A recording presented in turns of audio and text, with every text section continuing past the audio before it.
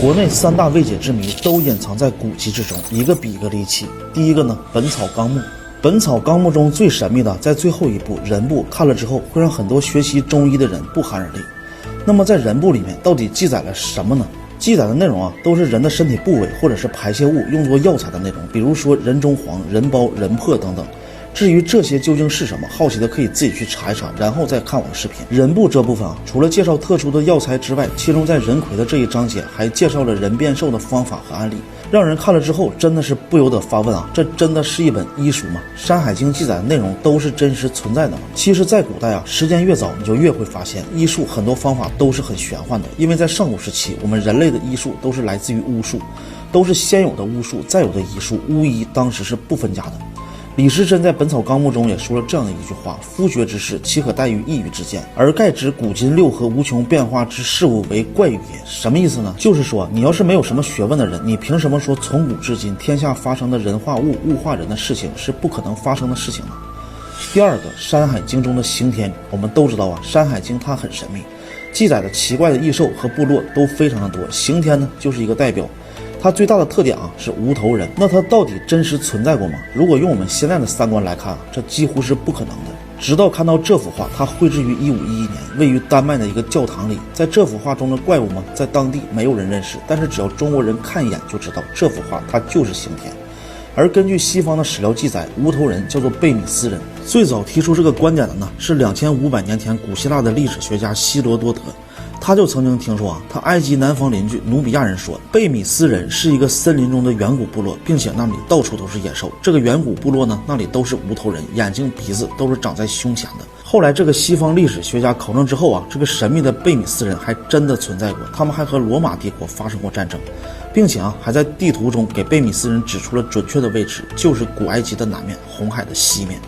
最后一个，马王堆汉墓。1971年，长沙在扩建366医院的时候无意中发现了一座汉代的古墓群，而这个墓主人是早年帮汉高祖刘邦打天下的道家宗师厉苍。厉姓在那个时代是老子的后人。在马王堆汉墓一共发现了3个棺椁，一个是厉苍，一个是他的妻子辛追，还有一个是他的儿子厉西。这座古墓当时可以说是震惊了全世界。辛追夫人的尸体历经2000多年不腐不烂，如同刚睡着了一般。出土的素纱单衣，一件重48克，一件重49克，折叠可以放进火柴盒里，乃至于我们今天的技术都无法仿制。而除了这些失传的道家技术，还有道家失传的思想。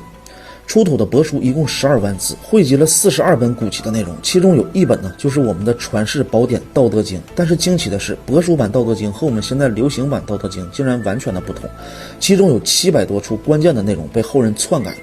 我们读了数千年的传世宝藏《道德经》居然是假的，而马王堆出土的却是得道经。德在前，道在后，德是人的修为，道是自然的规律。虽然顺序不同，但是向后人表达的意思也完全不同。德在前更注重的是人的修为，其次要符合天道和自然的规律，而道在前更注重的是天道和规律，其次是人的修为。说白了，一个是主动，一个是被动。而篡改的内容更加的惊奇。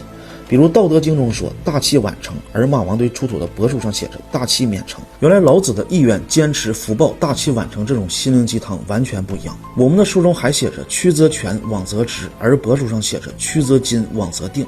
原来老子他不是想让我们委曲求全，而是想让我们勇敢的面对。想让我们委曲求全的是篡改《道德经》的统治者。我们的书上还写着与善人，言善信。而马王堆出土的帛书上写着与善信。无论是读老子的道还是庄子的道，我们都会发现他们最反感的就是仁义。庄子说仁义就是鬼话，是把圣人的故意大道掩盖之后拿出来编造人的东西。而奇怪的是，为什么在道德经上又说与善人，言善信呢？这不就是和庄子的观点产生了明显的矛盾吗？读了2000多年我们都没有整明白。结果帛书出土之后，我们才发现原来这里说的于善信呢，整句话的意思和原本的仁义基本没有任何的关系。帛书《道德经》和现代版《道德经》真的区别很大，每一章每一句几乎都不一样。而《道德经》之所以被后人篡改呢，是历代君王为了固化民众思想，他不希望普通人都能拥有大智慧，而是用儒学思想来愚民育民，彻底封杀墨家思想，让人人平等无阶级的社会彻底消失。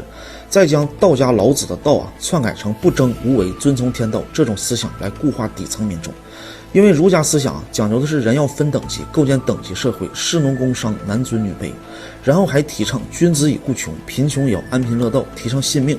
贫苦百姓家的孩子永远都不要想着翻身，祖孙三代世世代代都是贫苦百姓，而贵族呢却永远都是贵族。然后再篡改道德经，让底层人永远都觉着这一切都是理所应当，贫穷是与生俱来的天道，服从是不争的大道。